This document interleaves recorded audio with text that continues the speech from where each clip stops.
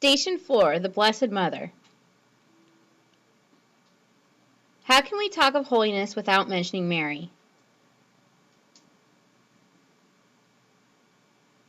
Hers is the story of a regular girl like us who made the radical choice to rebel not by acting out but by staying pure. She is the epitome of what it means to be holy. It is due to her holiness that she was kept from corruption and taken body and soul into heaven.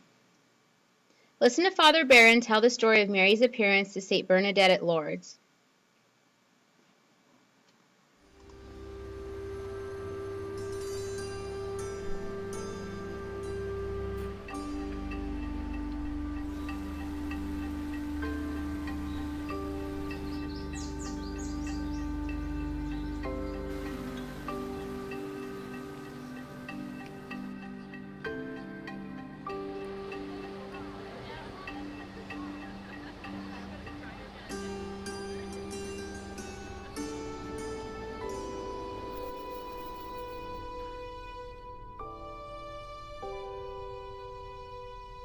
In February of 1858, the 6 members of the Soubirous family lived in this tiny one-room hovel.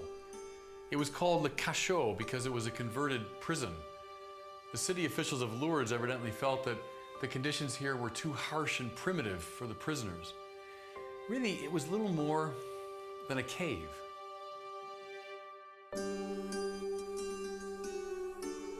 On February the 11th, 1858, the eldest Soubirous child, Bernadette, made her way from this place to Massabielle, a garbage dump on the outskirts of the little town of Lourdes.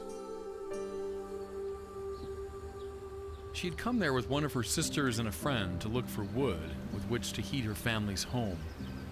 While her friends scampered away, Bernadette, due to her asthma, stayed behind near the Gave, a fast-flowing river. She felt a puff of wind and heard a sound. When she turned to see what had caused the stir, she spied a beautiful young woman, clothed in white, and with a yellow rose on each of her feet. Instinctually, Bernadette reached for her rosary, and the woman, who had a spectacular rosary of pearl, began to pray along with her. When Bernadette finished the prayer, the woman smiled and disappeared. Bernadette felt compelled to return to Massabielle, so the next day she came to the spot with a few of her friends. She again saw the lady, but this time the mysterious visitor spoke. "Would you do me the favor of returning for the next 15 days? And then she had a message for the priests. "Build a temple on this site, and let processions come."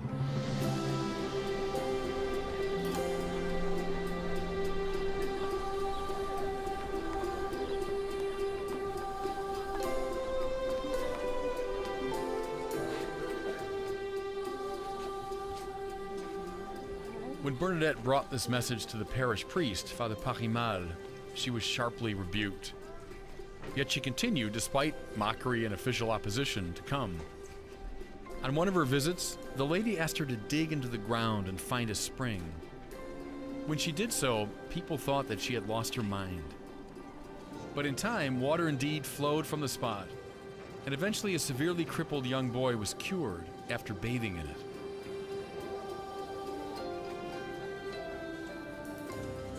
Bernadette came for those 15 days, and she communed with the lady. But despite the speculations of many, she never claimed to know who this mysterious visitor was. She referred to her only as the lady, or in her own local dialect, Aquero, that one. On March 24th, the eve of the Feast of the Annunciation, she felt an inner impulse to go to the grotto. The lady was there to meet her, and Bernadette felt the urge to ask her name. 3 times she petitioned, and finally the lady looked at her with a serious expression, and her voice trembling with emotion. She said, "I am the Immaculate Conception."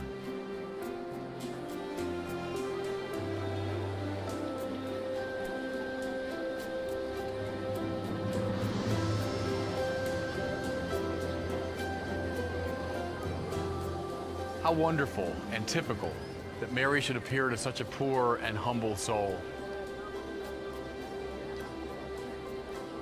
In her great Magnificat in Luke's Gospel, Mary sings the praises of the God who cast down the mighty from their thrones and lifted up the lowly. Bernadette, who was herself something of a cave girl, was visited by the Immaculate Conception, by the Queen of Heaven, who received the message of the angel in a hovel and gave birth to the Son of God in a cave.